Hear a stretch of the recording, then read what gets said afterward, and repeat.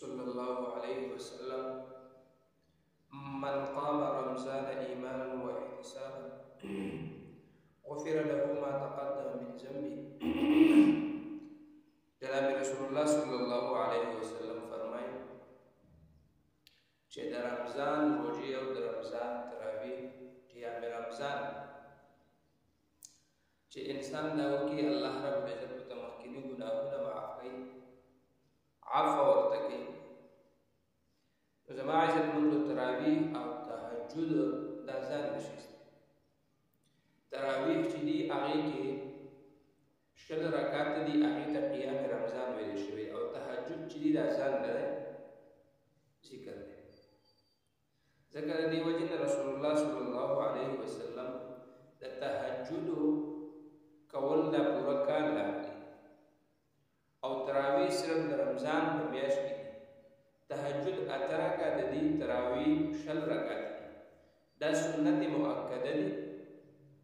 په دې باندې د صحابه کرام، د ائمه اربعو، د امت د اسلافو اجماع ده چې 20 رکعات تراویح په جماعت سره ادا کول سنت مؤکده دي. په دې کې یو پیر قرآن مجید اورول دا سنت مؤکده دي. په تراویحو کې فرق او په تهجد کې د تراویح ذکر دا قرآن کې نشته، حدیث مبارکو کې د تهجد ذکر دا قرآن مجید کې شته دی. په تراویحو کې قرآن یو پیر ختمول سنت، په تهجد کې قرآن ختمول سنت نشته. د تراویح اولنی وخت چې دی دا د ماسخوتن مانځه نه پس دی. د تهجد بهترین وخت چې دی، اعلی وخت دا د سحر مانځه نه د ټیم داخلېدو نه مخکې د شپې په آخره حصه کې. په تهجد کې د 2 رکعاتو مابین کې ناسته او د هغې سره مستحب دعاګانې ویل، 4 رکعاتو نه پس دا نشته. تهجد کې 4 رکعاتو نه پس ناسته نشته. تراویحو کې 20 رکعات دي، او په 20 رکعات په لسو سلامونو باندې د هغې 4 رکعاتو مابین کې ناسته یا د هغې کومې مسنون دعاګانې هغه ویل یا ثنا صفت کول د الله رب العزت دونه مقدار باندې یا ناسته کول چې انسان دغه 4 رکعاتو متقیم وغواړي. نو زما عزتمندو تراویح دا ځان لري او تهجد دا ځان لري. د تراویحو جناب رسول الله صلی الله علیه وسلم په خپله باندې په جماعت سره هم کړي دي. بیا د دې یېرې نه او د دې اندېښې نه چې رسول الله صلی الله علیه وسلم پرېښودې، هسې نه زما په امت باندې دا تراویح فرض نشي. ځکه رسول الله مبارک به چې کوم فعل داسې مسلسل کولو، اکثر به د هغې د فرضیت حکم راغلی. رسول الله صلی الله علیه وسلم هغه ته دا معلومېده چې زما په امت باندې به دا فرض شي، بیا به ترې غوښتل لازمي وي په امت باندې به ګرانوالی راشي. نو د هغې د وجې نه هغه په جماعت سره حضرت عمر رضی الله تعالی عنه فرمایي چې ما ته تپوس وکړو، ما ته رسول الله مبارک دغه خبره وفرمایله چې یاره تاسو سره دغه وجه ده. بیا هم دغه ځای په ځای باندې په جماعتونو کې به کېدلې، خو چې کله دور خلافت د حضرت عمر رضی الله تعالی عنه راغی او رسول الله صلی الله علیه وسلم د دنیا نه تشریف وړو، نو بیا دغه خبره او هغه اندېښه نه وه. نو د هغې د وجې نه حضرت عمر رضی الله تعالی عنه حکم جاری کړو چې یاره امامت سره د 20 رکعات تراویح د ماسخوتن مانځه نه پس په هر جماعت کې کېږي، او د هغه ټیم کې د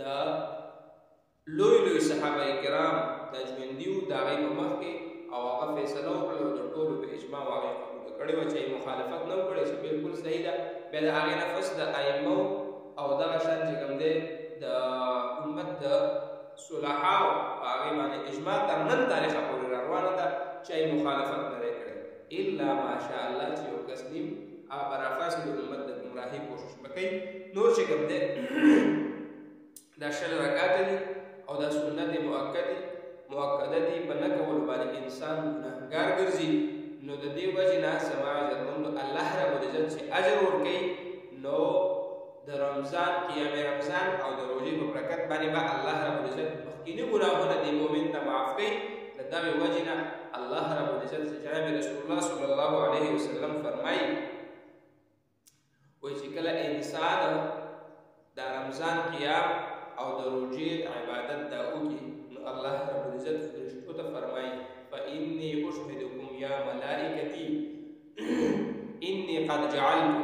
الله رب العزت فرمایي فرشتو ته تاسو ګواه اوسئ په دې باندې چې زه د مؤمن بنده له زه بدله ورکوم هغه او دته بخښنه کوم دوه بدلې ورله ورکوم یو ورله اجر ورکوم ثواب ورله ورکوم د رمضان او یو چې کوم دی هغه څه شی دی مغفرت او دویم څه شی دی دویم دا دی چې د زه خپله رضا وکړم نو دا رضا او مغفرت دا دواړه چې الله رب العزت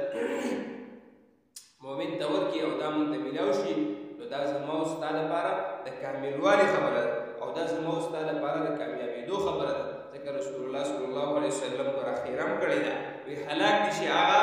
کس چې هغه ته د روژې په میاشت کې په مبارکه میاشت کې ته مغفرت ونه شي ته بخښنه ونه شي نو د هغه خیرې لاندې به بیا راشو نو واقعي خبره ده ډېر بدبخت سړی به چې په دې میاشت کې د مغفرت عشره هم پرې تېره شي د رحمت عشره هم پرې تېره شي او دغه شان پرې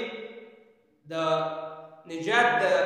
عشره هم پرې تېره شي او دته بخښنه ونه شي دا چې کوم دی د الله رضا حاصل نه کړي مغفرت حاصل نه کړي د دغې وجې نه 20 رکعتو تراویح پابندي کول د چا په خولو پسې لمونځي څوک به چې کوم دی امت ګمراه کوي څوک به امت ته وسوسې اچوي په زړونو کې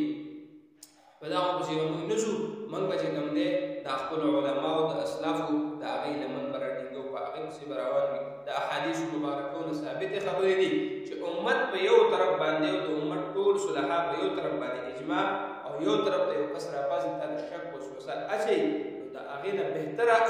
خبره ده چې د امت ته ګوره دغه یو کس ته وګوره بیا تا ته په خپله پته لګي چې ټول علما متفق د امت اجماع ده په دې خبره باندې نو ته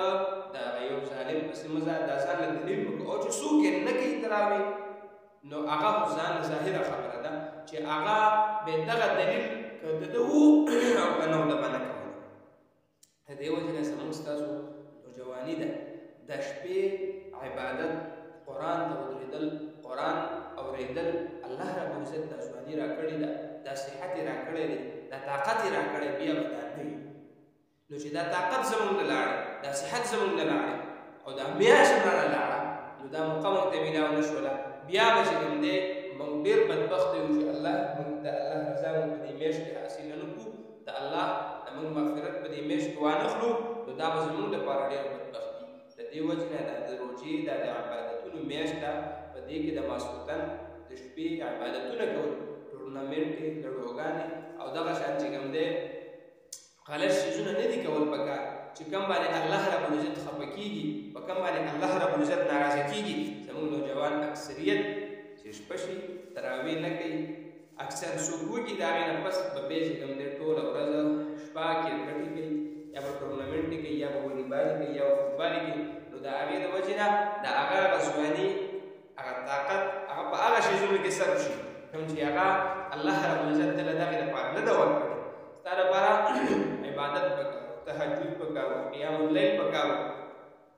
قیام رمضان پکار دی دغه شان سوالل تسبیح پکار ده هر لمونځ ذکر اذکار کول پکار دي تلاوتونه پکار چې زموږ د شپې دا د عبادت نه ډکې وځي زموږ د ورځې دا د عبادت نه ډکې وځي دا د الله رب العزت فرمانبرداري کې وځي نو هله به ما ورته کامیابي حاصلو که چېرته موږ په دې ځوانۍ کې په دې صحت کې په دې وخت کې دا موقع ضایع کړله نو بیا به ګوره آخرت وي او قبر دی ډېر سخت سفر دی ډېر سخت سفر دی دا به چې کوم دی بیا زما او ستا د کولو نه بهر او هغه سفر هغې د صحابه کرام چې بشارت یې ورکړی شوي وي د جنت قسم په خدای هغه خلک د دې سفر نه یېرېږي هغه خلک یقین وکړه چې ډېره یېره به ورسره و حضرت انس رضي الله عنه روان دی صحابه کرام وایي ته خو د رسول الله مبارک ملاقات ته روان یې او ته وایي سفر مې ډېر اوږد دی او توخه راسره نشته چا چې رسول الله مبارک خدمت کړی رسول الله مبارک سے زندگی تیره کړی زه درته وایم چې دا سفر او دا الله رب العزت زموږ ستاسو دپاره موقع ده چې الله موږ باندې روژه راوستله په روژه کې موږ په خپل ژوند کې وموندله الحمدلله سره د عافیت هم وموندله نو چې د دغې سره ومونده موږ به د خپل صحت نه د خپل روغوالي نه دا فایده والو چې موږ به الله رضا کړو د الله عبادت به وکړو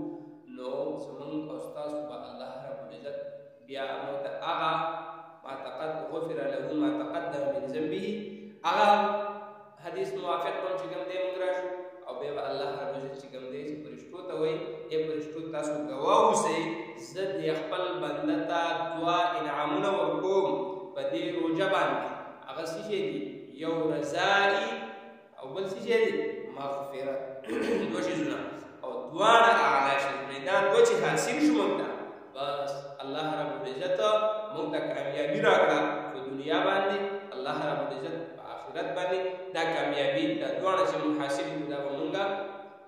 الله رب العزت انعامونه راکړي نو دغه انعامونو لپاره تیاری پکار دی الله رب العزت زموږ د رضا شي دا میاشتې الله خیر او عافیت سره تېر کړي